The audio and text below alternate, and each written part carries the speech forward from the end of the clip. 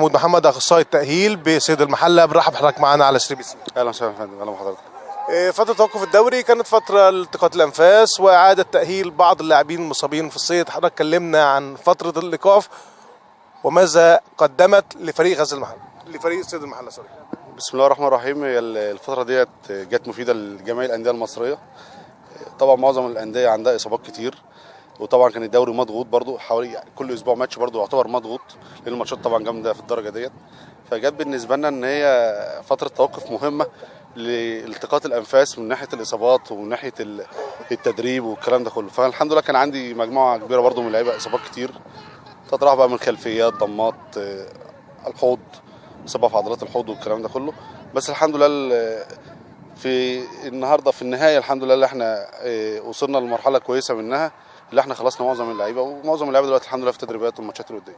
ملعب التدريب بيأثر على لاعبي سيد المحله في اصابات كتيره، كابتن نبيل اشتكى وكابتن هشام اشتكى من ملعب التدريب. ايه اكتر اصابه بيتعرض لها اللعيبه نتيجه ملعب التدريب؟ والله هي الاصابات كتير، بس طبعا احنا بنناشد، طبعا احنا كلمه بنناشد دي كتير جدا جدا جدا، وتعبنا جدا جدا، لان الساده المسؤولين تعبنا منهم، اذا كان السيد المحافظ ولا السيد وزير الرياضه. تعبنا، لازم يتواجد ملعب لنادي صيد المحله، بما انه وصل للدرجه ديت يبقى لازم يتواجد له ملعب.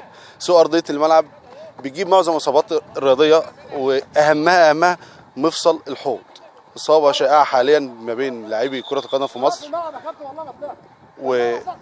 وتاخد وقت جدا في علاجها، من 2 ل3 يعني، وصلت لمرحله اصعب من الغضروف والرباط الصليبي في التاهيل. فديت اصابه رخمه جدا وصعبه جدا جدا جدا في تاهيلها. توفيق وبنشكر حضرتك دكتور. شكرا ان شاء الله. شكرا يا فندم، شكرا.